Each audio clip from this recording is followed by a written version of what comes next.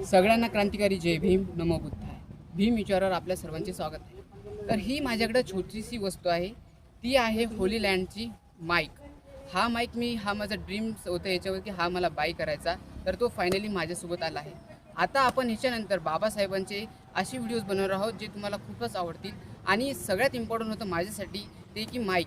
तर आता हा माईक आता आपण will create something new and interesting. Thank you so much. जय भीम.